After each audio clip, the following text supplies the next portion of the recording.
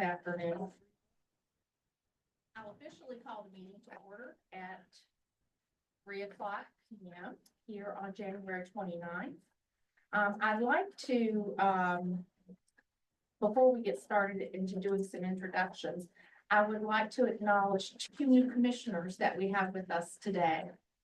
We have Terry McGuire. Terry, if you put your hand up. And you're representing Salem. Roanoke City. See, I am learning, okay? Oh, that's taken. Well, and then we have Anne Marie Green. Welcome. Thank you. We're so glad to have you. Thank you. And so to benefit all of us, I thought we could just go around the table and have introductions of everybody so that you can acclimate. And please know, I've been on this commission for a while and I'm still acclimating. So no worries with that. So Mayor, would you like to start the introductions? Absolutely, I'm Brad Close from the town of Memphis. Been here a while, by the way. Steve Sandy, Deputy County Administrator in Franklin County. I'm Mike Carter. I'm the Rocky Mountain Supervisor from Franklin County. I'm Barbara Dirk. I'm the citizen representative from the city of Roanoke. Chuck Unruh, Town Manager, Town of Clifton Forge. Debbie Lotterow, Town Council, Town of Clifton Forge. Dean Martin, Roanoke County. Bill North, Vice Chair, Roanoke County. Peter Boston, Roanoke City. And Lori Smith, Franklin County. Jeremy Holmes, Executive Director of the Regional Commission, Secretary to the Commission. Virginia Marlin, the Regional Commission. Billy Martin, retired, Botetourt County, beautiful Botetourt. Yes, lady. Pete Peters, Town Manager, Town of Benton. Lee Osborne, Roanoke County. Don Erdman, Roanoke City. Gary McGuire, Roanoke City. Hunter Holiday, City of Salem. Anne Marie Green, City of Salem. Well, I would like to again welcome each one of you, and I would tell our new members, we are a casual group. Always feel free to ask questions. Put your hand up at any time. We want you to feel informed. And after you go through a meeting or two, and we'll have an orientation here week after next, I believe, the 13th. February 13th. Yes, so we look forward to walking you through that as well. But we just want to tell you how pleased we are to have you here.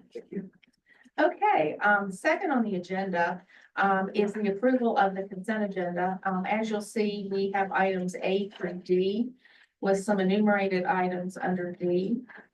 Are there any desires to pull any of these items for further discussion or clarification?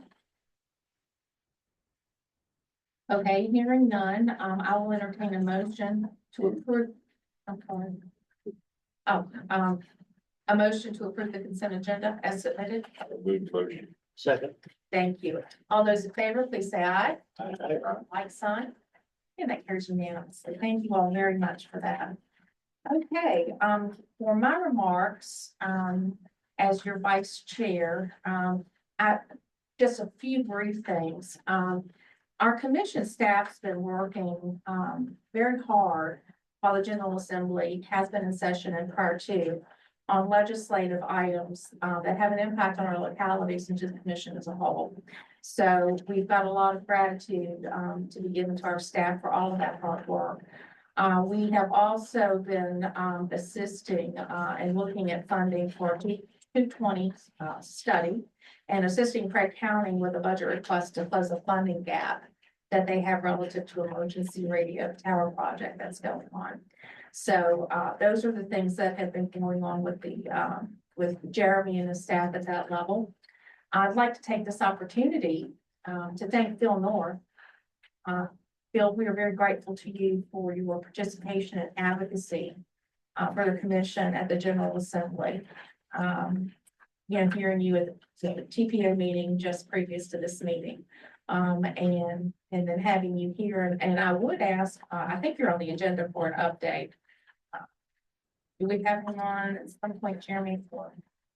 The legislative. Yeah. He'll provide updates. Yeah, so we will yield to you for that, Phil, but I just wanted at this point from the chair's position to thank you. And you do such a lot for us that I'm not sure we all recognize the time and effort that you put in. So thank you. You're welcome. Thank you. I'm glad I'm able to do it. Yes, we are. He loves it. I do enjoy it. Yes. Always did. Yeah. They still see me when I go down there, so no one's closed the doors. Did they know you by name? That's good, yeah. The only other item that I'll mention, we've been keeping an eye on the bill, for our localities. And the bill failed with regard to legal notices, where the localities, were requested to get out from under the mandate of having to advertise meetings, our routine statutory, publication of meetings, get out from under having to do it in paper, through print media. And to be able to satisfy that otherwise electronically, maybe on the locality's website, and that failed. So, I'm sure you all have an appreciation for why we were trying to accomplish that. There are a couple key factors there. I would expect we'll probably, see that on advocacy, local legislative agendas, for next session. But that did fail. So that's all I have at this time for chair's remarks. Any questions? Okay, we will move on to the executive director's report, Mr. Holmes. Thank you, Madam Chair. We've got a couple of items to update the board with today. First of all, we are beginning the commission's annual work program development process. So those of you who have been through this before, know that this is how we get projects that benefit the region, that benefit your localities onto our work program for the next fiscal year. To kick off this process, we will be sending out a memo to all of you, all chief administrative officers, planning directors, related staff for all of our member localities. That memo describes our funding sources and the kind of projects we can do under those funding sources, and gives a timeline of how projects can move into the work program. It will be a fairly informal process. You'll just email me with project ideas, and me and the staff will work with you to develop those into workable projects within our capacity. This process will kick off now. It will wrap up in approximately May or June. Where we'll finalize the work program in advance of fiscal year 26. So we always prefer to look at projects of regional significance. So we like it if two or more localities are looking at the same thing, but we also use this opportunity to discover if two or more localities ask for the same thing, is there a chance to scale some of this work up for a regional benefit. So look for that memo coming out tomorrow. If you've got any questions, please don't hesitate to reach out to me or the staff. This is really our opportunity to identify what you think you'll need next year. I will say, we always leave room in the work program to take on projects throughout the year. We know that you will not know what you're doing next May, this February. So there's always space in that to tackle the realities of an ever-changing world, to take on new projects and so forth. So it's not prescriptive, but it does give us a good sense of what your priorities are and where to program our resources over the coming year. Speaking of ever-changing world, those of you, which I suspect most of you were paying attention yesterday, was a very exciting 24 hours. I wanted to give folks a little bit of a background about the OMB guidance on pausing federal funding, and what that looks like here at the Regional Commission and our finances. We do know that OMB guidance came out in the morning, and by the evening, a federal judge had put a pause on the pause. So one of the top lines of this is no one knows anything for sure. Things are changing very quickly. So what I want to share with you is more of what's the position that the commission is in terms of our federal funding, and what are the potential risks as if this pause were to be reinstated. What does that look like for us? So as a little bit of background, your regional commission gets about $2.3 million in federal funding that covers our core sort of operating, and that's about 49% of our budget. Most of that, the lion's share of that funding comes through our transportation program, what we call the PL and 5303, but that's our urban planning work around highways, roads, and transit. The vast majority of that funding is in that category. The rest of the funding comes through our partnership with the Appalachian Regional Commission, that supports our ARC communities, Craig, Botetourt, Allegheny Highlands, our EDA program, which is our economic development partnership work, SAMHSA, which is about half the funding that covers the Roanoke Valley Collective Response, and FEMA, that's a specific project. We received FEMA funding through the Virginia Department of Emergency Management to do the pre-disaster mitigation, hazard mitigation plan that many of you and your staff have been working on with Amanda and her team. And you'll get an update on that today. So what does those federal funds mean? So first of all, since most of the funding we get is that transportation pot that is programmed through VDOT, and we're actually a year behind. So VDOT is now rolling out the money that they received last year. So that means any pause that might happen for disbursements on this budget year's money won't affect us at all. It'll affect VDOT eventually, but it won't have an immediate impact. So that part of the money is safe. So our TPO work and related transportation work is unlikely to be impacted by any pause. Our other programs, EDA, ARC, SAMHSA, and so forth, are a very small relative percentage of our funding.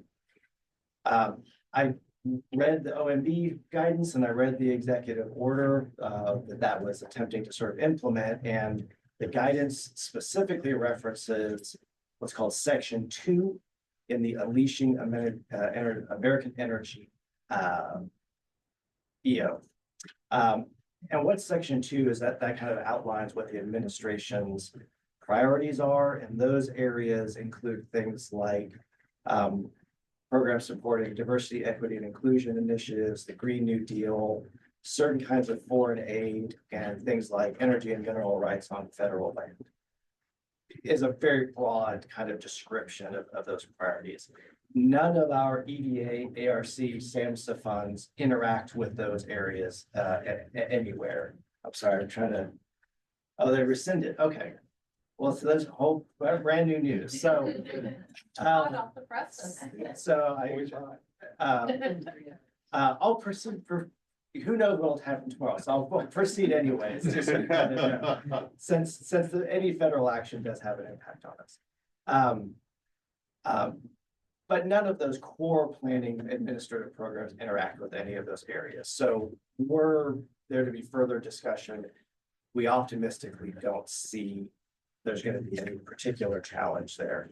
Some areas that might be impacted, where there be additional activity on this, it's mostly in our transportation program. There is a little bit of IIJA and Inflation Reduction Act money in our planning funds. It was kind of bolstered a bit. We already expected that to go away after those 5-year programs ended. So maybe that just means that some of this money goes away a little earlier. It might mean the elimination of the carbon reduction program. So those of you who are here at the TPO, an hour ago, we talked about the financial plan. There's a little bit of money we get that we program for local construction and other sorts of activities that's separate from our surface transportation block grant. And the carbon reduction program is specifically on things that impact climate change. That little pot of funding might go away. There's also some risk of the funding through FEMA for the hazard mitigation plan. FEMA has been a political football on a lot of situations recently, so we're not sure how that might kind of impact things. Mostly though, I want to let you know, all of this has been about a pause, not necessarily a cancellation of any funding. In the case of any kind of pause in reimbursements, again, most of our transportation is not going to be affected. And this body has required the commission to hold a $600,000 operating reserve. Currently, that's at 1.3 billion. Even after the elevator construction, believe it or not, we have a $3 million bank. So anything that might interrupt or slow down our ability to get reimbursed for our planning work could be covered by that and then caught up when reimbursements started in best case scenario. So we're in communication with all of our grantors who don't know necessarily any more than we do, but we are talking to them. Many of you also got the email from Senator Warner's office yesterday So we are signed up. We provide some feedback to his aide, Isaac Sarver, about what our programs look like. And particularly the concerns around FEMA and that hazard mitigation funding. And they'll keep us informed. So it looks like there's good news. So that's good. But it is a dynamic situation. So I just want you to know sort of where we stand in regards to any of these federal things. We get no money that has to do with constructing something, hiring someone for a specific person. We get funding specifically to take on planning activities on behalf of our member localities through these several federal agencies. So we're optimistic that we will be largely immune from that. It'd be different from those of you receiving raised grants or other sorts of programs, or if you're working in tech, you might be receiving federal grants for a certain kind of research work. But I'm confident as a commitment, mostly protected. Can I ask you to pause there, Jeremy? Sure. Are there any questions for Jeremy on this? As he said, it's very fluid at the federal level with trickle-down effects to us on the locality level. Are there any questions, any comments that you'd like to share?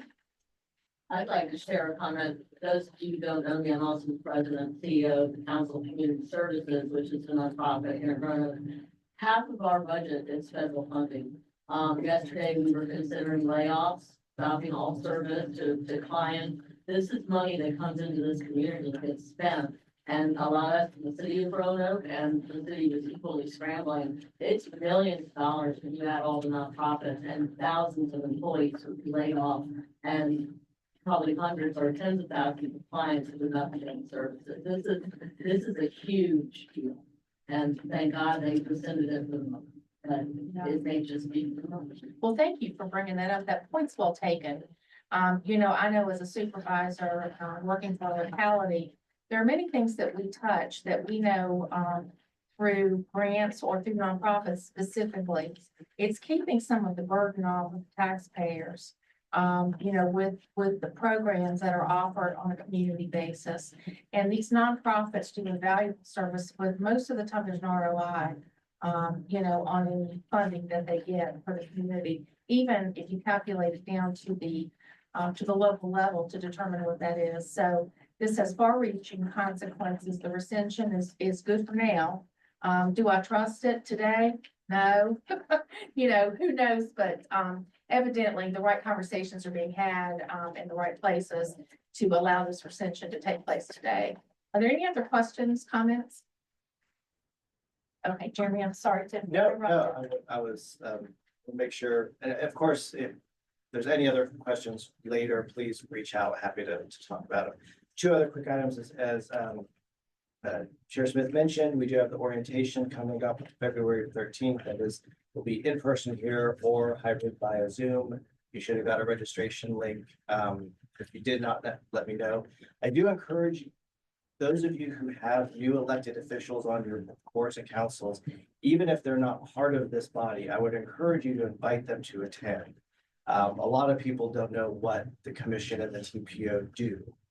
And it would be helpful if every new elected official had at least a basic understanding of the services that this organization provides. So I encourage you to share that link.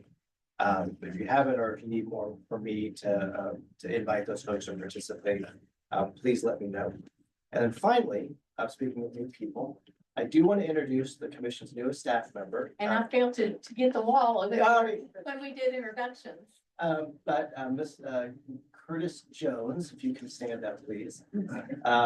Curtis is joining us. He is on the Roanoke Valley Collective Response Staff. He's taking over as the Grants and Program Administrator for that team. I can tell you that no one in this world is happier than Bailey, his director, to have him on board. He's been with us about 2 weeks. Third week. And you're still here. Yeah. So we're very excited to have Curtis with us. Very excited for the service he'll provide that program. And I'm sure many of you will have an opportunity to work with him as we work through things like opioid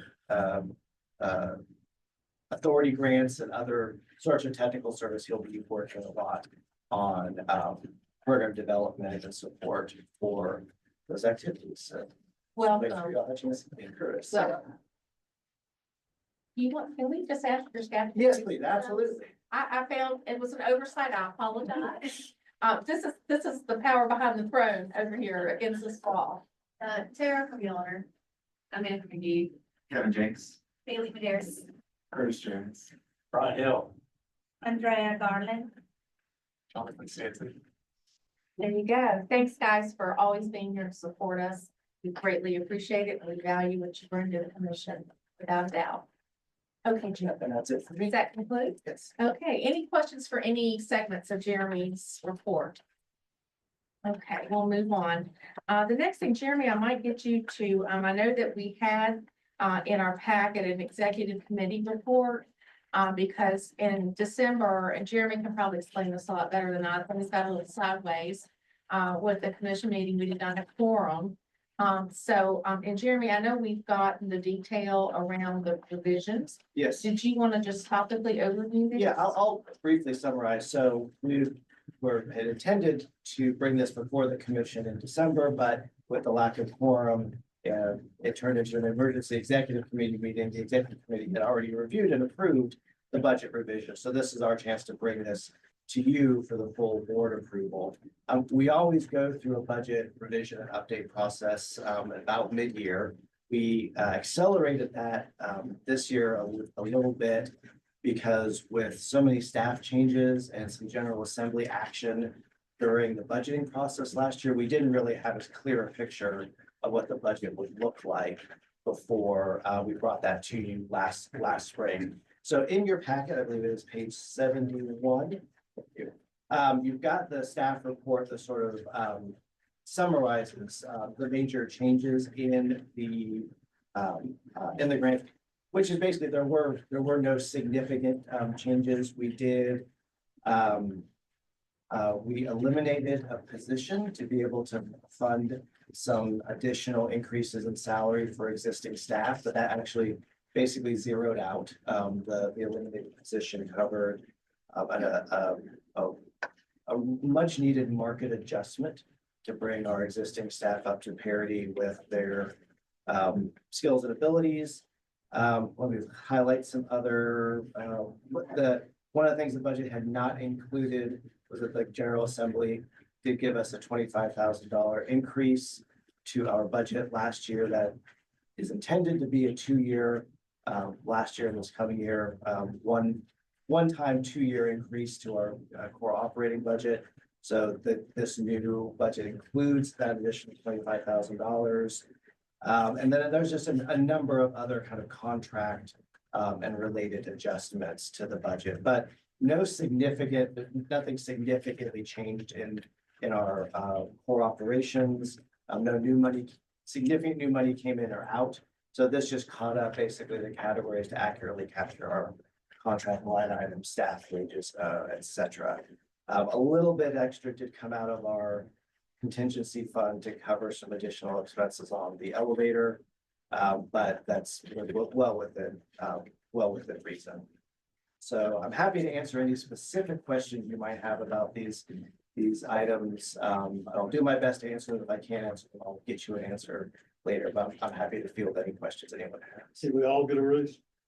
Everyone got 100% raise. Over whatever you're 0% of making. zero is what? Zero. That's why you showed up today. That is, I think we got a raise. So, well, I'm sorry. Please. Yeah, I just had a question of, you have those items down here that are coming out of the reserve. Mhm. And in the budget, you have for the current year, an operating contingency reserve of grant carry forwards. That's a 1 year. So, That's yeah. not cumulative. So in the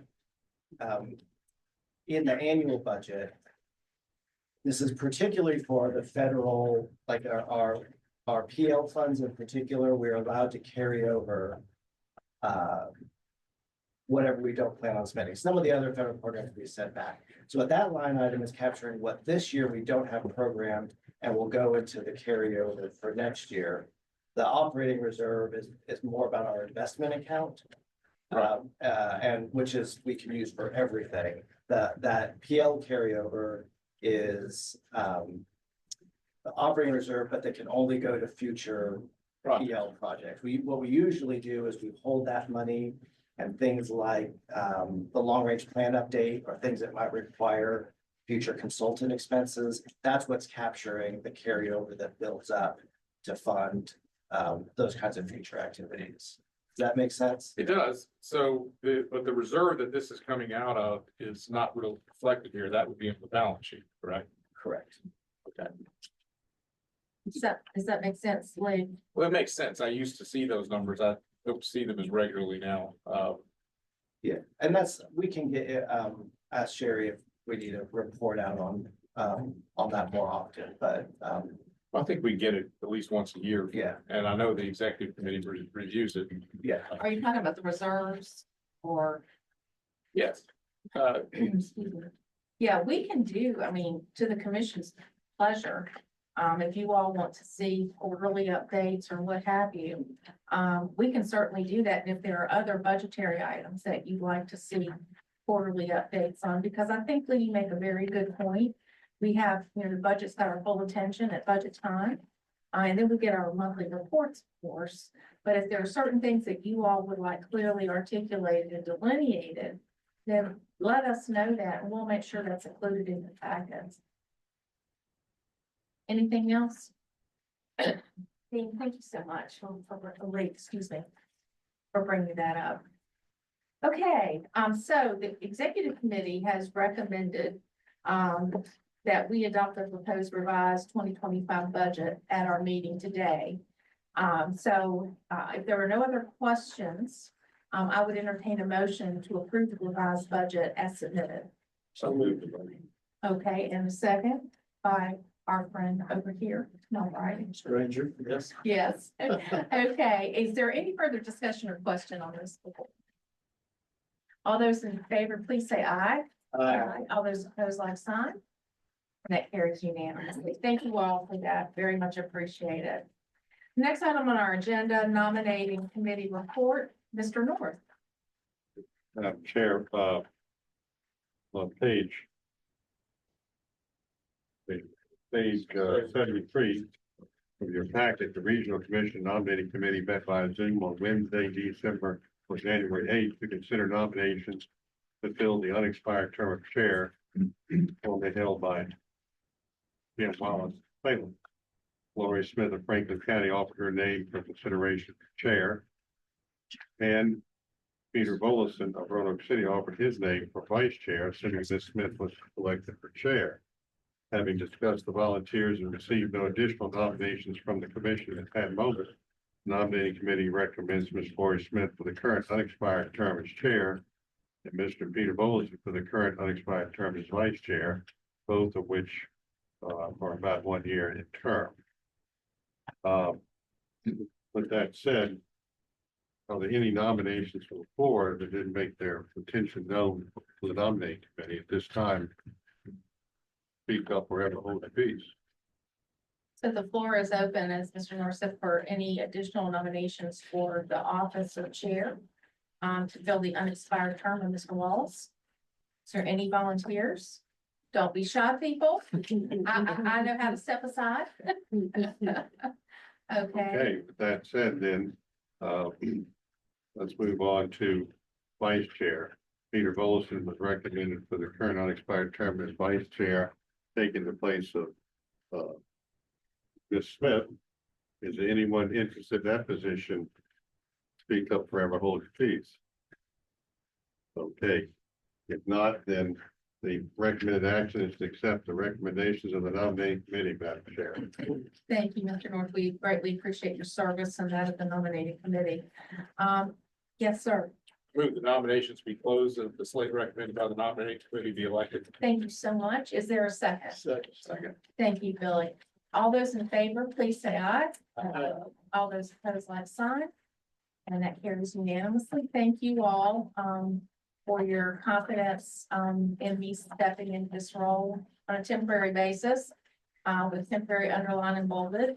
And Peter, thank you. It's a pleasure, and I look forward to working with you as well.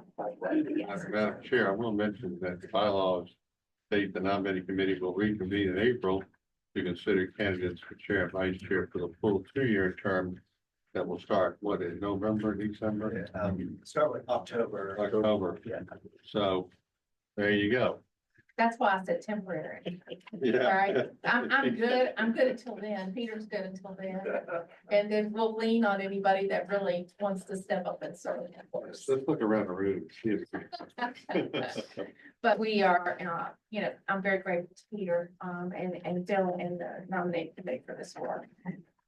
Okay, the next, thank you. The next item on the agenda, I asked Jeremy to place this, with all of the draft energy legislation that's being bounced around in the General Assembly as it relates to data centers and utility solar farms, et cetera.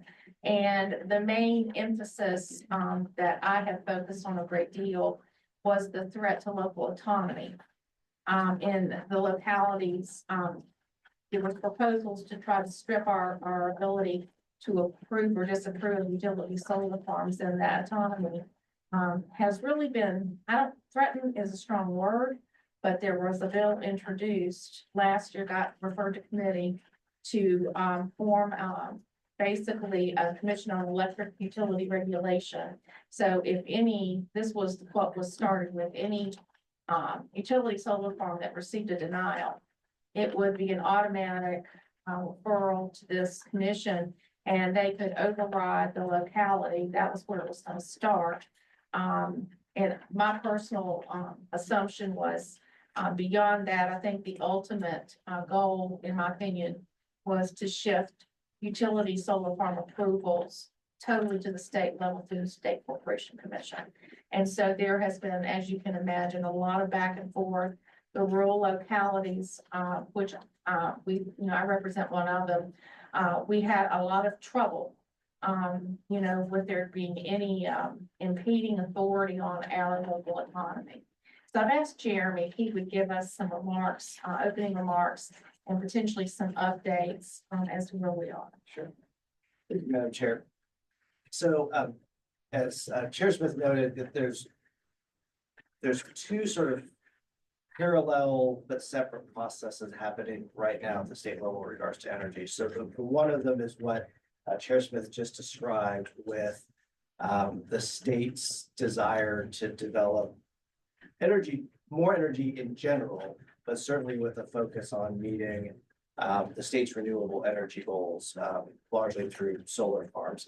Those of you who were here in the December meeting and heard from a Roanoke gas speaker about data centers and the massive energy needs, and the fact that 70% of all internet traffic in the world goes through Loudoun County, gives you a sense of just how important this is to the Commonwealth to continue to be a leader in data centers, and the massive energy that is required to run these things. Most of them are small towns unto themselves. So there's certainly this activity at the one hand that is looking at what mechanisms the state might consider to make sure that these things get built. Another activity taking place at the state level right now is movement towards a requirement of having planning districts develop regional energy supply plans. So this is currently in the works. It's very early in determining what exactly this will look like or what the requirement of these regional energy supply plans would be. Where we are now is that we are likely to have a requirement to do one. It will probably start next year with the goal of having a regional energy supply plan done in 2027. The potential risk here, the things that we're looking for, is the potential to have a planning district-led regional energy supply plan somehow be used as a tool for state overriding of local decisions from a member of that planning commission. So it's not clear that those dynamics are going to be in play, but there's potentially a risk there. Since we've never done a regional energy supply plan before, this is a new requirement. And even though it's not explicit, it seems implicitly driven by this need to meet these data center and other energy needs. We're working very closely with VAPDC, who's watching this legislation and having conversations with folks at Virginia Energy about what this will look like. I should note, as Chair Smith and I were discussing before the meeting, that the code that establishes planning districts is pretty clear that our role is to be a convener and supporter of our member localities, collective regional needs. So the potential for us to work on a project that is in conflict with our local needs is really contrary to the reason that we exist. The Regional Cooperation Act is, as a matter of fact, what it's called, not the Regional Internal Conflict Act. So we're watching that, and we will keep you updated both on how the plan requirements develop, and or if we might need some assistance working with our legislators and folks, providing some more education about what it is we do in our role. We do know we have a third of the General Assembly are brand new legislators who maybe have never worked with the PDC before and don't maybe understand our role, and so therefore maybe kind of misdirecting where they would like us to go. There's certainly value, I think, in a regional energy supply plan. It is how it's used and what the intention. If it's used for us collectively to understand our needs and a pathway to getting there, that's one thing. If it's used to override local decisions, that's another. As in many things, we're very early, it's all unknown, but Chair Smith wanted to make sure that we kind of brought this before you, just so you knew these discussions were happening. And I will certainly keep you updated as we learn more about what these plan requirements may look like in the future. When I saw PDCs mentioned, that got my attention for this commission.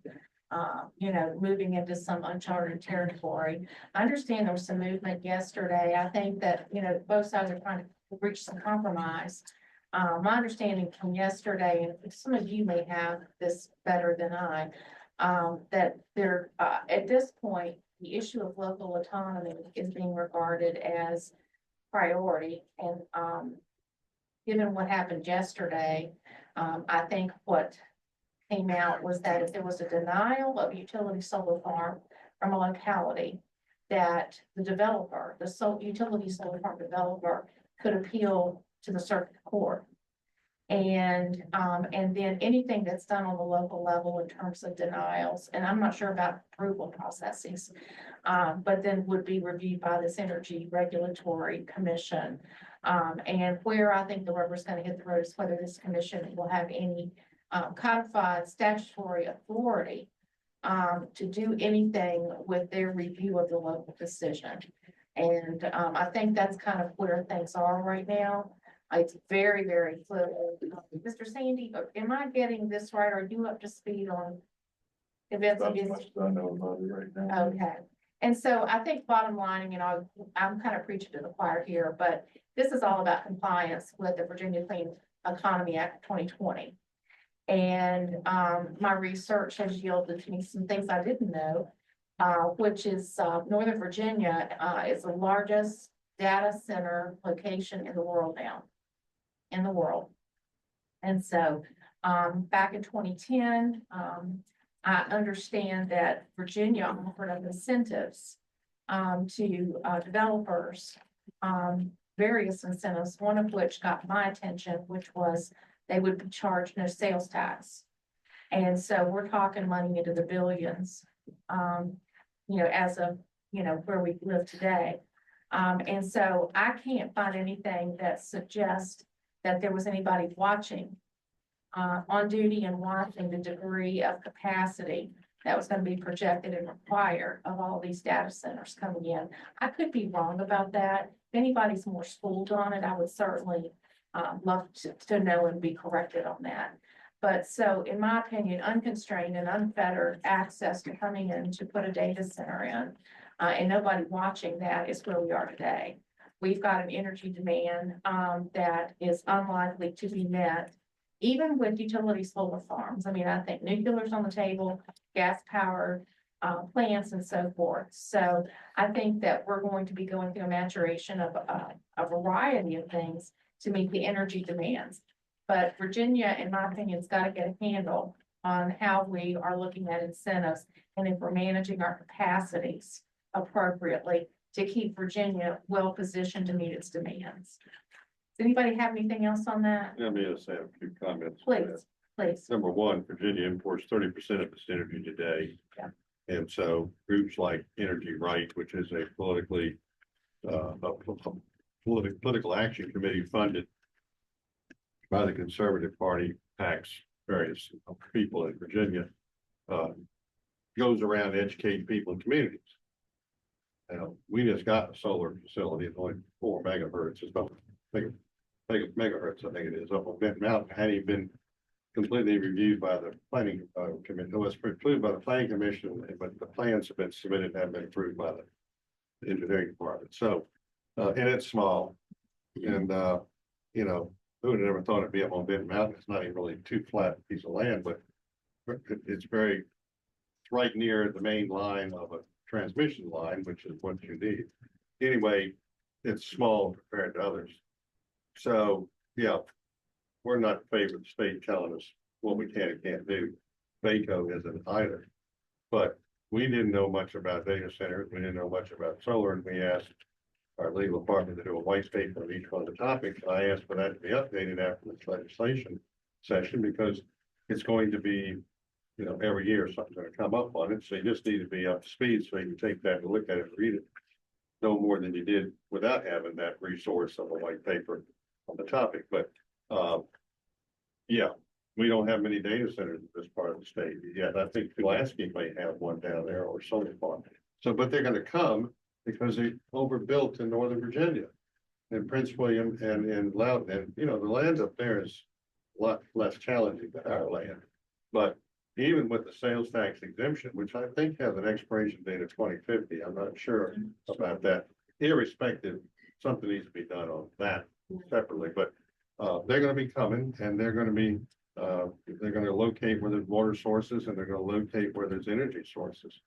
And so, you know, in this area, of course, you got Appalachian and you got different water sources. So, but I will tell you this, that if they do show up, they bring a lot of money to the table. They did. And, you know, boy, you can do a lot of things with that kind of money for your county services, city services, town services, whatever, especially in the way of tax relief.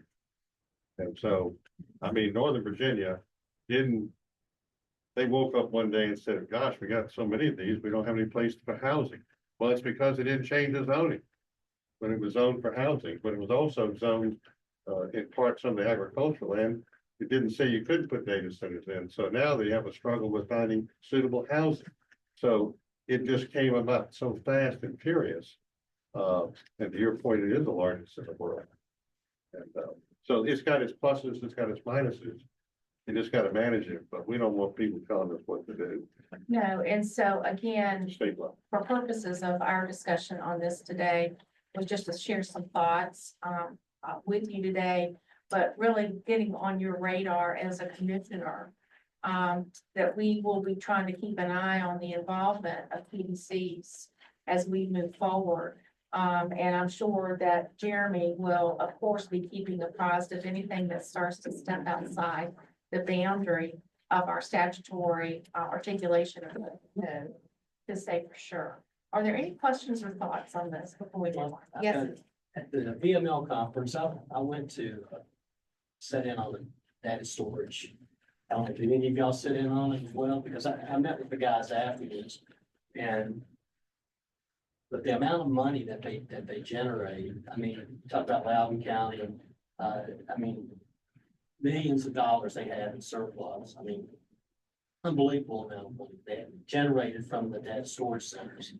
And, you know, we think about Salem, Roanoke County, but I was talking to them about, you know, specifically, you know, he said you can have a minimum of 50 acres of land, as long as you have the electricity and the water that's available. You only need 50 acres to put a data storage facility up. And so I definitely think that with the things that are going on with AI, and I think that's something that we should all be looking at, you know, locally, to see if we have the land available, the power storage, power usage available, water available. And the guys that I met with after the meeting, I mean, they're willing to come out and talk to anybody about this. And I have the contact information if anybody's interested. Yeah, I think that's a point well taken. And, I know in Franklin County that I represent, we put together a highly restrictive ordinance 2 years ago. Because our board, is not terribly excited about, trying to support energy needs down in a agricultural area with a lot of farmland. And it's attractive because it's flat, there's a lot of flat land and it's cheap. And so we're targeted,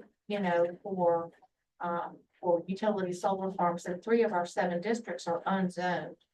And so what that means is there's really no zoning protections.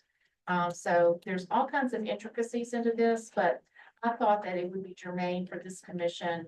If it triggers anything from you on your local level, certainly, if you need any support from Jeremy or myself, we're happy to help you with that. And Jeremy can give us updates as you see fit and as things develop. Any other questions or comments? Did VACO or VML take any positions on this issue? Yes. VACO did. They're opposed to, Yeah, they're totally Local. opposed. so they're proposed to state telling us what to do locality. Well, I'm following some legislation in the General Assembly, and it seems that they wanted to take away the resources going to the localities and for it to be going to the state. Then from the state back to the localities, and I think that it needs to go, if it's earned in a locality, it needs to go to the locality. I've not seen that piece, Barbara, and I don't know if there's different treatment between the cities, towns, and counties. What started this whole thing, I think, with the rural counties and the Commonwealth was trying to take away our autonomy and trying to tell us what we could and could not approve in our local jurisdictions. That's where the rubber started hitting the road.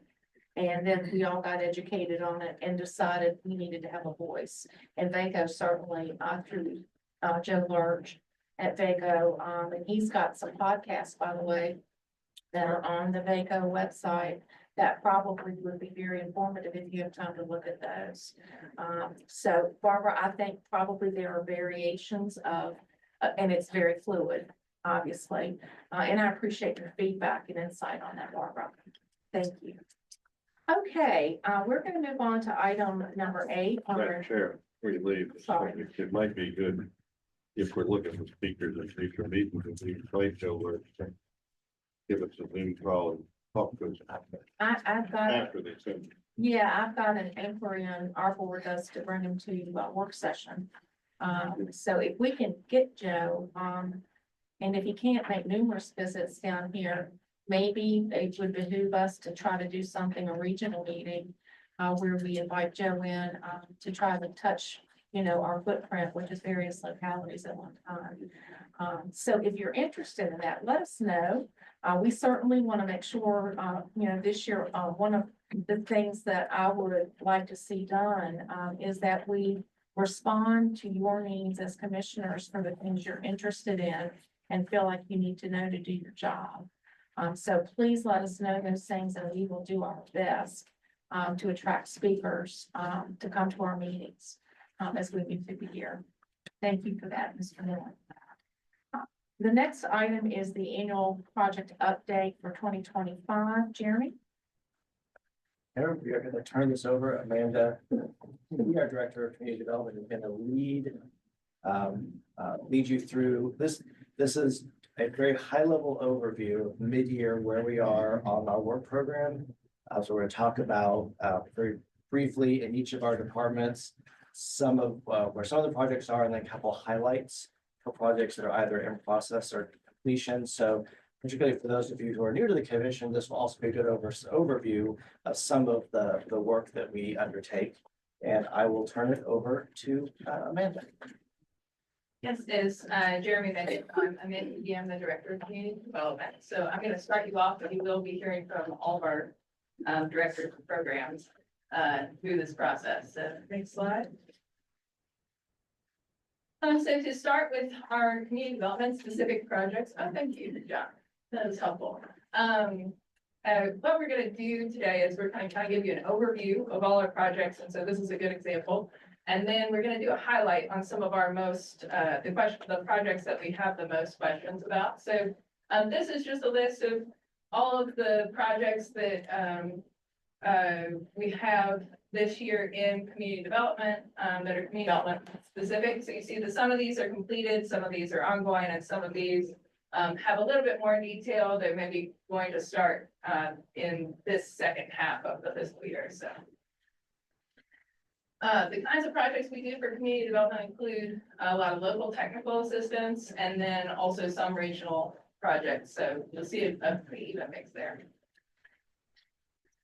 So of course, one of our kind of flagship projects under this is the housing program. Our staff lead on that is Brian Hill, who is back here on the wall if you have any particular questions for him. This is a program where we are passing through funds to community partners from the Virginia Department of Housing. And we have 4 partners in total with 86 planned units, 19 have been completed. We've dispersed about $842,000 on that. So that is really making some good progress. We're expecting that this will go through December of this year. They have offered us an extension on this project. And again, if you have any particular questions on this one, please ask Brian. And you can also circle back with him at the end of the meeting as well. We also do a lot of economic development support work. For those who are not familiar, I know we've got some new people today. This is different from kind of the economic development support work that you probably do at the local level. So this is kind of more broad regional planning and support. So here's some examples of the kinds of projects that we do. And we're going to talk about a couple of these. So this, the SEDS and the TED study are really 2 different projects. This is kind of our highlight, our major initiative under economic development this year. The SEDS is our comprehensive economic development strategy. That is our document that kind of guides regional economic development projects and makes us eligible for certain funding pots with the federal government. That document, it is updated every year, but this is our major 5-year update. So it's kind of a major overhaul of that document. The TED study is also being updated simultaneously. That's really a TPO kind of initiated study that specifically looks at transportation projects within the TPO area and how they support economic development. Because these projects talk to a lot of the same stakeholders, we kicked them off together in October. The leads for this project, there's a couple of folks who are really key in this project. Of course, Brian Hill is administering the SEDS committee, which is a subcommittee of this body. And then Jeremy has been really integral in organizing a lot of this and kind of revisioning our SEDS strategy this year. And for the TED study, Jonathan Sant has kind of stepped in as the lead, and since Tori has moved on and left us for greener pastures. So, so if you have any questions about those projects, those are the best people to talk to. We also do a lot of environmental support work for the region. And this can include everything from our septic pump out programs to more water quality focused work like coordinating the stormwater advisory committee and different bodies. And the Soul Smart designation. We're going to highlight the hazard mitigation plan. Jeremy mentioned that earlier. Kevin and I are the primary staff on that. Kevin Jinks, who is one of our newer planners. This is a major 5-year initiative. We do it every 5 years. It is a required document under the Disaster Mitigation Act of 2000, and as was alluded to earlier in this meeting, it is funded by VDEM through FEMA money. It makes us eligible also for FEMA money. So it's very important for us to have, and when we're looking specifically at infrastructure and site improvements to mitigate possible impacts of disasters. So flooding is the big thing that we think about a lot in our region. The kind of reference that I like to make to people to kind of ground them back into what this actually is. So this is kind of our timeline and where we are. We're getting ready to move forward with public input on this plan. You may have heard from your staff about this document that it did expire in September of 2019. So we do have a very aggressive timeline to get this off of the ground and hopefully approved in August. And then we also, I mentioned our septic pump out program. So big, exciting thing about that this year, we have successfully been running a septic pump out program for Roanoke County for the past 2 years. This year we have added Botetourt County into our pump out program. We also, I think, reapplied to extend the Roanoke County program. It will be concluding this year in August. So we did complete an application that we are hopeful will continue that program and expand it into Craig County in the coming years.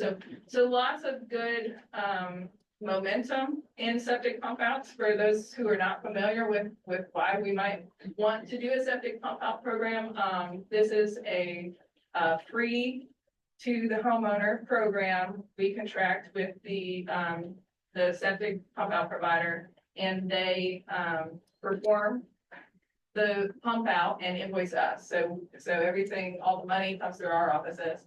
And the folks who are eligible for this program tend to be economically disadvantaged. There's slightly different requirements for each program, but they are targeted at economically disadvantaged households. Okay, and that is, I believe, everything that I have. And so we'll move on to transportation. I believe that Jeremy is doing. Yeah, I'm gonna stay right here, but I think if you wouldn't mind bumping the thing up. Yes, in the absence of Tori Williams, I don't think the pastures he moved on to were particularly greener. They were just different. I'll defend the greenness of our pasture here.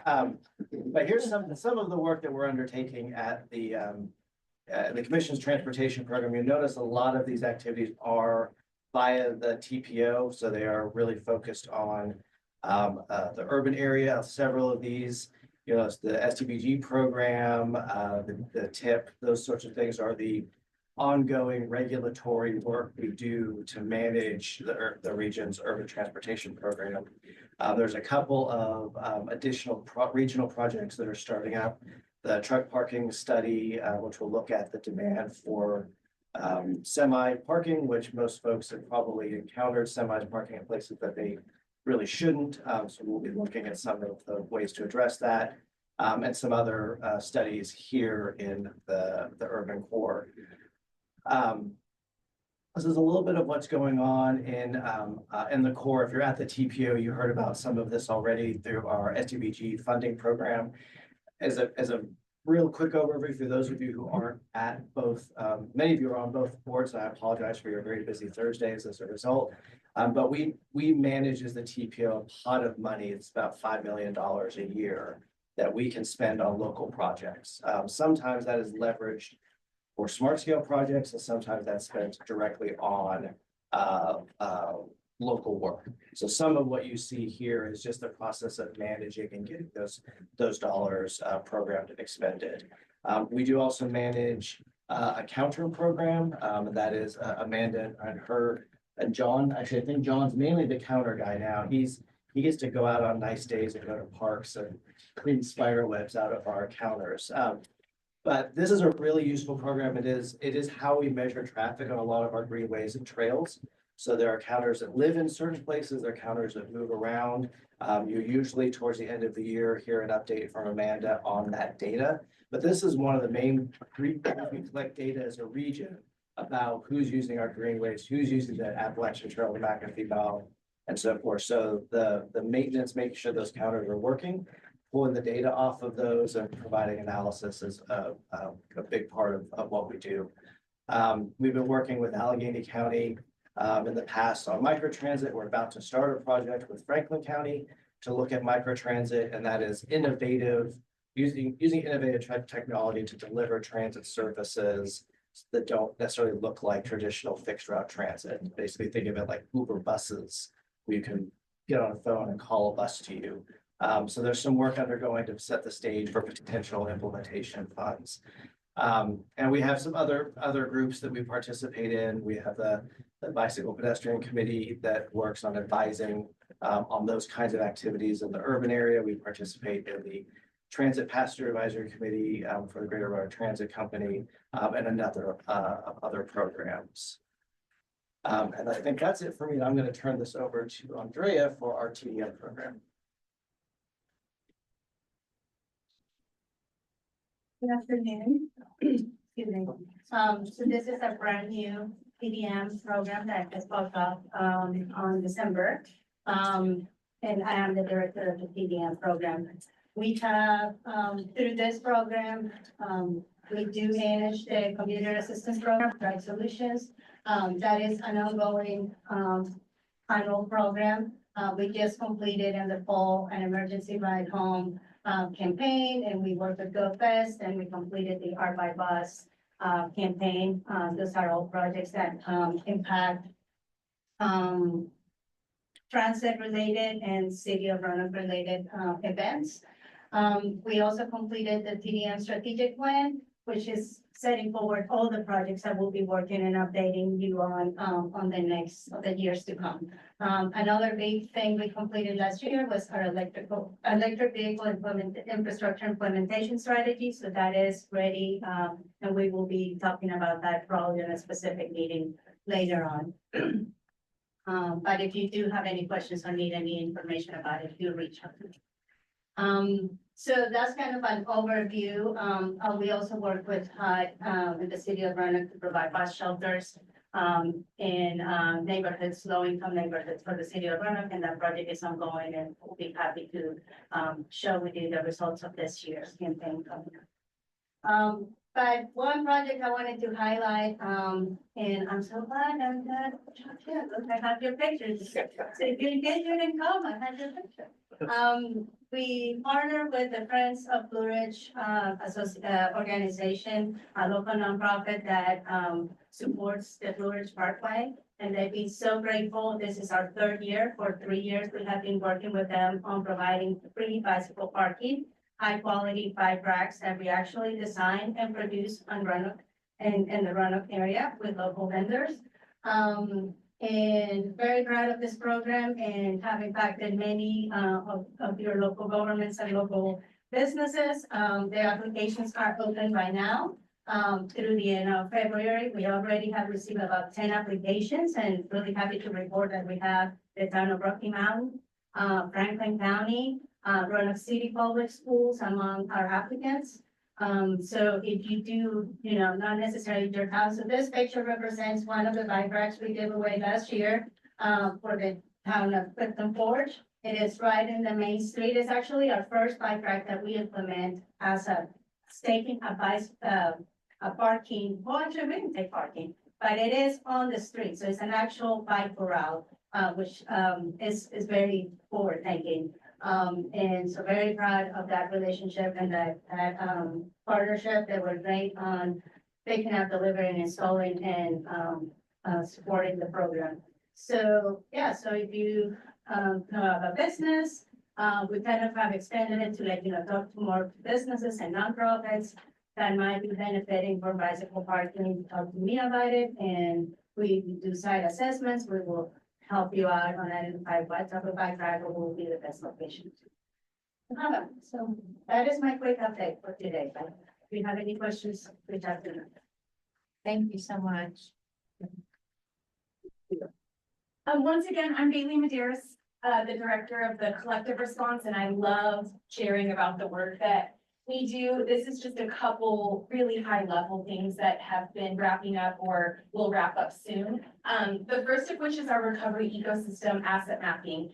Since the last time we evaluated that just over 5 years ago, in our localities, those assets grew by over 200%. And in some of our particular localities, over 400%. So that is really exciting and significant, but that's a lot of information that we want to be able to share and capture, which is why this blueprint for action update is very, very exciting. We are on track to complete the first of those, the part of that project, January 31st, that will be completed in October of 2025 with a fabulous team at Virginia Tech, who some of which were a part of the very early days of the collective response and the first efforts at a blueprint. So we're really excited about that. And as the assets growth reflects, there's a lot to be shared and a lot that has changed in our recovery services and also in the addiction landscape over these last 5 years. So we're very, very excited that we get to be a part of those crucial initiatives. What is just been completed as of our last advisory committee meeting is support that we provided for the city of Roanoke and Roanoke County for opioid abatement authority applications, which will go forward to the opioid abatement authority in April. And we just did our best to uplift projects and gather information for city of Roanoke and Roanoke County in their efforts to steward those funds. And if anyone else is maneuvering that difficult process, we are here to help and offer our learned lessons or uplift these amazing projects that have been shared with us. The next of which is the Places of Recovery campaign. That's been really exciting. Over the summer, we did our second round of, I guess, interviews where we capture stories about recovery and success and the wellness journey and people's struggles. And Franklin County and Rocky Mount were really, really amazing hosts. They were sort of our highlight this year. And they gave us a roof on a really, really hot day when we thought, oh, we'll film outside and do something beautiful, and that wasn't going to happen. So they quickly helped us. This right here is Officer King, and I can't tell you how significant it is to have someone in uniform representing a locality, sharing about being a champion for recovery services and this journey, and it's very, very impactful. So this is a social media campaign. We have a LinkedIn and a YouTube and a Facebook and all the things, some of which I'm not very familiar with, which is why it's great. We work with 5 Points Creative that is helping us through that process, and that's been very exciting. That may be completed this year, but the content that we've gathered and the significance of the hope that it shares is ongoing. That will be forever, and we're really excited that we have those things. And that's available for everyone if anyone wants to share those or would like this content. We love to share that. This is just a little bit more on the Opioid Abatement Authority and kind of how that's worked and the way we think we can help or be supportive. And like I said, those lessons learned from Roanoke City and Roanoke County, that this is a lot of effort and there's a lot that goes into it. We know how significant it is. We've mentioned funding lots of times. And so when there's money to be had, we want to do our best to understand how that works and get it into the hands of people that really need it. So I know the collective response is newish to the commission and I'm new as the director. So if there's pieces that I can help or that Curtis and I can meet with you and answer questions or be of support, we are here for that. So thank you so much. Thank you. That's great.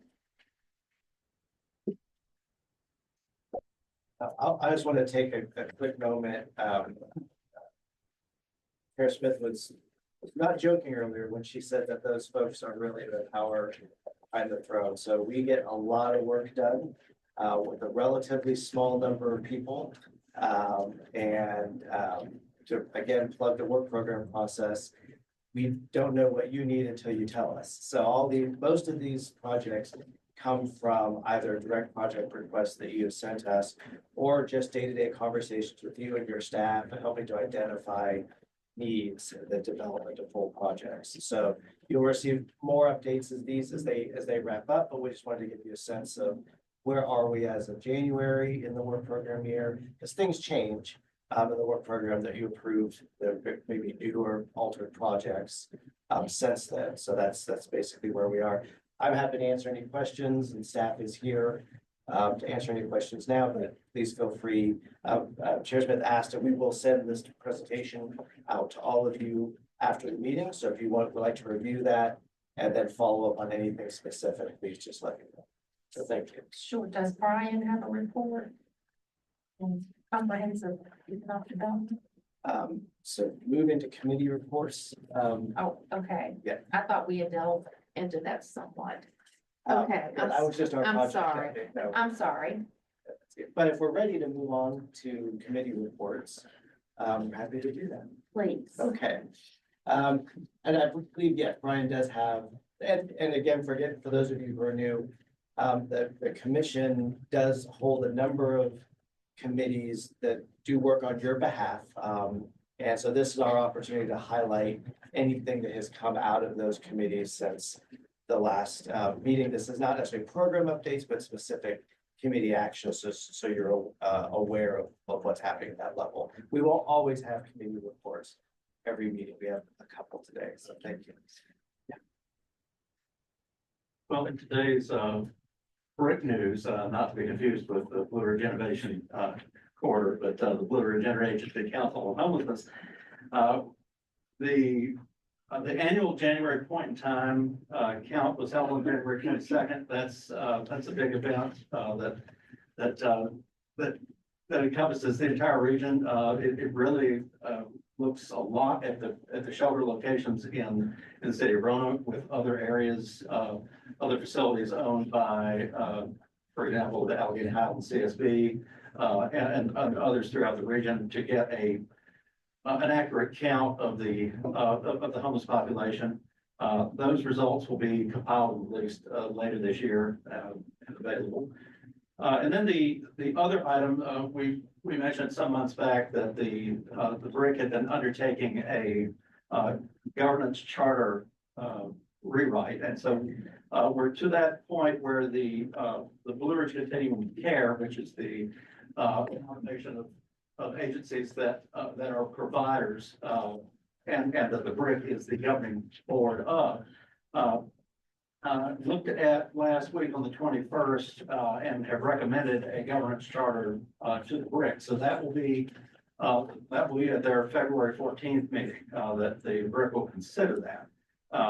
And just as a little bit of history, the city of Roanoke has long been the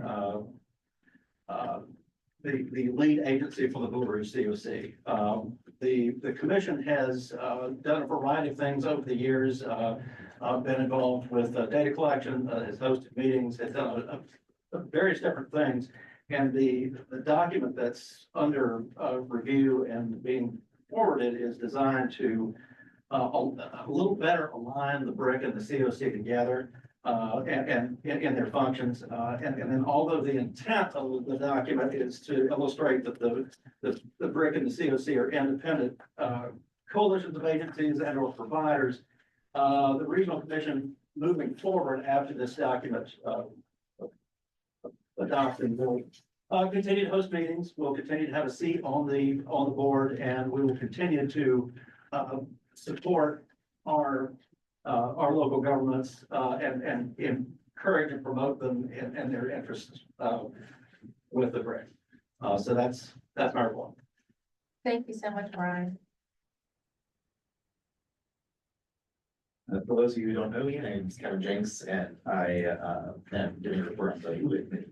So just to be quick, my report is that following Greg McGuire's resignation, Pete Eshelman has been named the interim chair of the committee until a nomination committee can be formed to find his replacement. That's just a real quick update. Wow, but that's a good report, huh? Kevin, thank you so much. So next we've got Bailey back up. Bailey, yeah. What's that? Her report was basically the project update. That's what I thought. Okay, just wanted to be sure there wasn't anything additional. Thank you. Should put Brian back to back. Musical chairs and report chair, I'm not chair. So Yes. just a couple things on the January Comprehensive Economic Development Strategy Committee update. We met at the Roanoke Valley-Alleghany Regional Airport, and although we did not have a quorum, the chair and some of the members and staff there engaged in a variety of updates. We heard an update from the airport on some of their ongoing activities, some of their future plans, et cetera. As well as staff talked about distinctions between regional project prioritization and the SEDS, the importance of prioritizing projects. And we talked about that the SEDS is a variety of regional projects that could be suitable for a variety of different funding streams, not just EDA, but anything from state funding to perhaps private funding. We discussed those. The SEDS update subcommittee, which was formed specifically to work with staff, yours truly, in the coordination of the 5-year document. They will be meeting on February 12th, and we'll have a virtual meeting with EDA and USDA representatives to, again, to sort of take some Q&A and discuss what their thoughts are for what project lists might look like of the new prioritization process as we get into a new 5-year update, those sorts of things. And we're continuing to coordinate with the subcommittee on the various elements of the SEDS and with the idea of completing that by the end of this week. And that's my report. Mr. Norton? Question on his report, Brian. So do you have the top 5 or 10 projects to share yet, or are you in the process of working through that? No, that's we're under development of that. Okay, cool. Thanks. We'll do a round of Q&A after the last big report. I'll keep everybody's dinner, happy hour, whatever. So, Go for it, Bill. what's that? Good for it, Bill. Okay, good. That's another legislative committee member there. Who's the legislative committee members? Raise your hand here beside. Okay, so you see who the legislative committee is. Okay, if you don't like it, talk to them. I'm just a messenger. This card's outside there. This is the legislative agenda for 2025. It's been sent to all of our representatives from this region, all the way from Clifton Forge to Rocky Mountain and in between. And it consists of 4 areas: equitable and sustainable transportation, airport investment, economic development, and equitable education investments. So today, so far, let me just give you an update. On transportation, there is a $25 million bill to provide funding for secondary roads. That's being carried as an amendment by Senator Stanley and Brent Williams. There's also $175 million more for I-81 in the budget. So that checks that block off. There is a budget amendment for $4 million for Delegate Harry Austin to fund a study of 55 miles on the 220 corridor. That is the Blue Ridge Innovation Corridor. We'll know more about these budget amendments and the House and Senate versions on Sunday afternoon, since there's no good football games on other than the, I think it was the All-Stars or whatever. But that's more like funny games. So if you're not doing anything, you can not tune in, listen to that, or else read that in the paper. The airport, there's a budget amendment for $20 million from staff for the Roanoke Blacksburg Regional Authority runway modification program. Once the FAA approves the master plan, that's a $20 million loan. I don't know what interest rate that is, but the governor put that in himself in his budget. A new advocacy is taking place with the airport. We went to Raleigh with members of the TPO, the Regional Commission, the Roanoke Regional Chamber of Commerce, Eric Sashall went, Roanoke Airport Commission, Eric Bundy, the airport attorney went, along with the vice chair, Amanda DeMarco, and the Blue Ridge Innovation Corridor gentleman, help me remember his name, Grant Neely. Grant Neely, that is down there. And we spent about 3 hours talking to the Transportation Authority for the Raleigh area, as well as the airport executive director. We learned a lot. We came back, we met as a group and adopted this card that's about this size, and I took it to the 7 people who represent us in the General Assembly last week. I left it with them. It's not on our legislative agenda per se, but it will be next year, because what this does, is what we learned at Raleigh, and that is, you want to increase your general aviation funding for the state of North Carolina. They did so, and it's up to $184 million. Guess what Virginia's is? Anybody want to take a guess? 36 million. You're disqualified. No, I'm so guessing. Anyway, but Virginia plans to invest 36.7 million. That's 6 times less than North Carolina. North Carolina sat down with the General Assembly members, and the economic model that they're going to share with us. We were told, we haven't seen it yet. They may be coming up here to visit with us one day if we have enough folks available. But for every dollar invested in North Carolina, you get $33 return. So they were able to show that simple economic impact to all of their legislators in North Carolina, and they got more money. And boy, we got a lot of time to make up if we're going to improve our funding. And so we shared this with Delegate Austin in particular. This is not for this year, but hopefully next year, maybe someone will advocate, whether it's a governor or maybe a state delegate or senator, to carry a bill or file a budget amendment. The ideal thing is to get these things in the governor's budget. And to get them in the governor's budget, you got to go through the department head. So in this case, you go to the Secretary of Transportation or the Aviation Wing of the state of Virginia, and when they send their budget request to the government, or to the governor, they go through there and they decide what they want, don't want.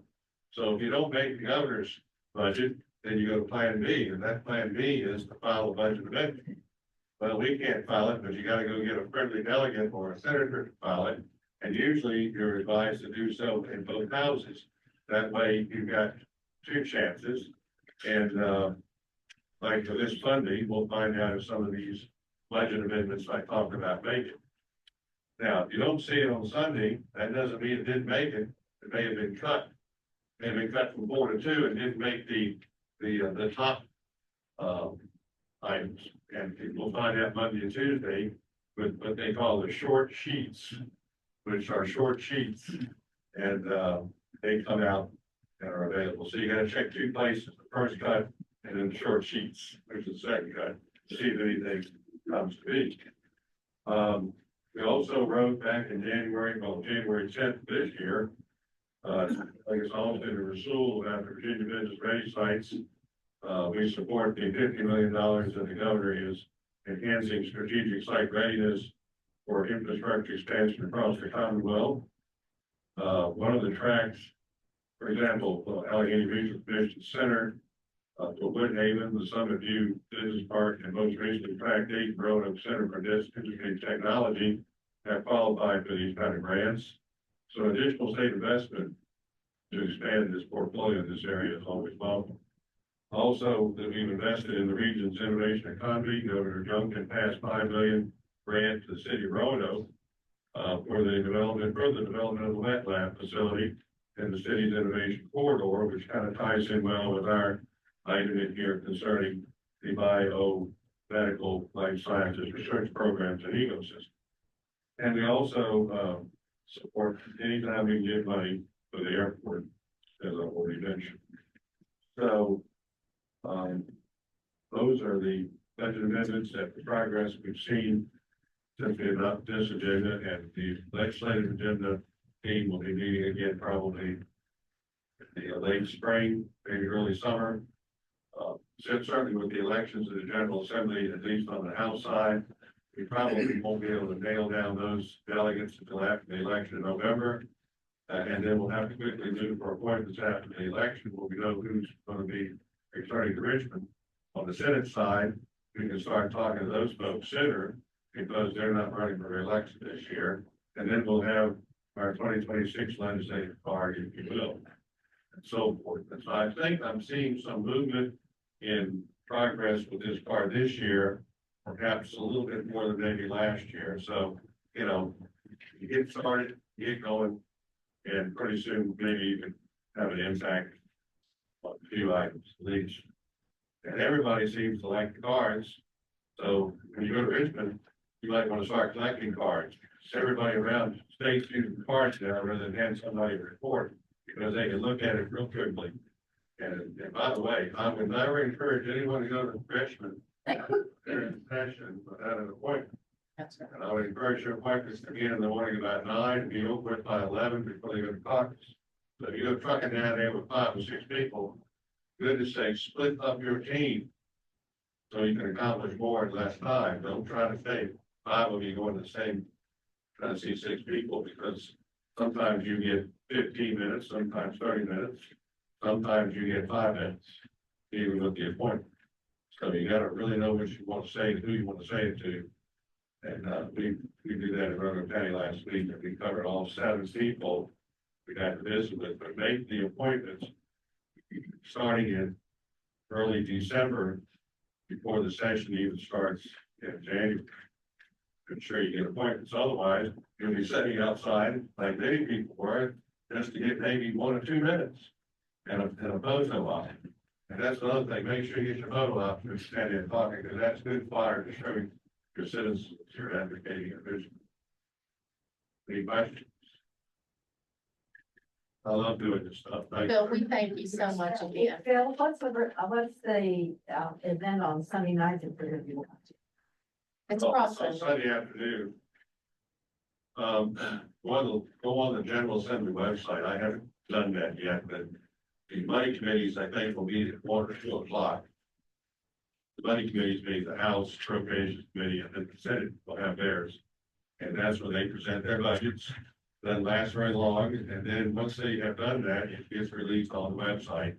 And you can go in there and look and see what made the cut, and what did, but don't jump to conclusions without making it till Monday and Tuesday, when the short sheets come out.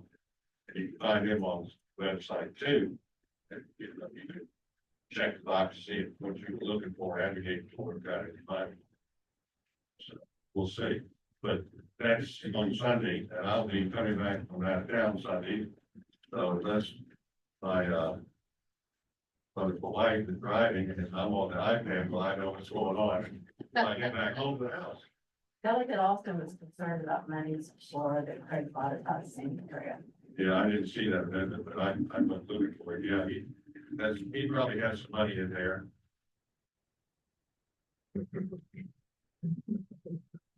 Well,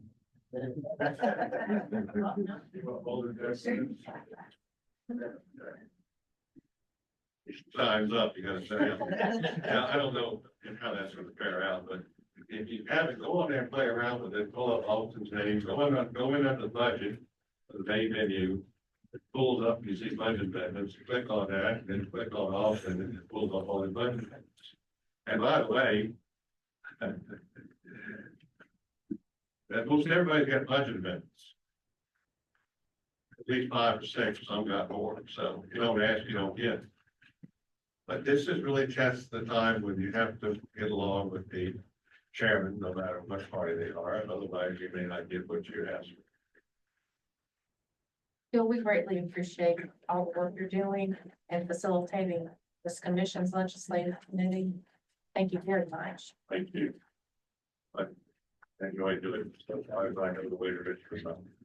Hopefully continue. Thank you very much. Okay. And if any, by the way, if any of you folks have any sessions or got ideas what we ought to be advocating for, then let Jeremy know. Let me know. Let anyone on the legislative committee know, because, you know, we need input like that. We don't want to be sitting around saying, oh, what we need to do this year. So if you got input, go on the table. It helps. Very good. Just collectively of the committee reports that you've heard, are there any questions on any of these that you have? Okay, very good. I really want to say thank you to staff for your outstanding reports. And I'm gonna try to make sure that the commission members get copies of the PowerPoints and all, even though they're in a minute. I would like for you to have a copy of them after the meeting, because there's some really good stuff in these PowerPoints. Okay, under other business, Jeremy, do we have any other business that you're aware of? Yes, sir. I just, will report, I was hopefully gonna be able to do this to the TPO, but I had another meeting when this got rescheduled to Wednesday that conflicted, but I think there are people here that would, want to know this if you don't already. At the executive committee meeting of the Greenway Commission on February 9th, we received the resignation of Frank McGuire as the Greenway coordinator. And so the executive committee, and then as approved by the commission as a whole, has formed a transition committee to plan for how we move forward. That's always a difficult. Amanda may have more information on that. She may or may not want to share. Yeah, as Lee has alluded to, I am on the transition committee, and we are in very early stages of that process. Well, we wish you all the very best. Those transition processes are tough. But we wish you well and let us know how we can support you. Thank you. Any other business that you all would like to bring before commission before we adjourn? Well, I have a comment. Yes, please. That on January the 20th, there was a lot of excitement in the Roanoke Valley, particularly the kickoff for the 250 Commission. That was at the Visitor Center. We had the Fincastle resolution come. These were the 15 men from Southwest Virginia who said, we're not going to talk about it. We'll stand up and fight for our independence from Britain. So we had a mobile exhibit at the Visitor Center. There is an exhibit at the Transportation Museum for the year, and people were there. We were celebrating the 250. We are being acknowledged as Roanoke. Of course, I think Roanoke, being from Roanoke, is the hub of everything in Southwest Virginia, but particularly of the 250, and then Delegate Austin is planning to have on July the 3rd, the drones do the fireworks here in Roanoke. So look forward to the 250. My interest is the bike route that is bike route, the Trans-American Bike Route 76 that goes across the United States and 530 miles in Virginia. And my concern is the safety of the cyclists that are on this route. Thank you, Barbara. Thank you for all the work that you do. Okay, are there any other comments, remarks, questions from the commission? Hearing none, I'll entertain a motion to adjourn. Madam Chairman, make a motion to dismiss. Lord have mercy, tradition never dies. Can I say that Phil just seconded that? All those in favor, please say aye. Thank you all very much for your time this afternoon. I think I can get through Got things to learn. that.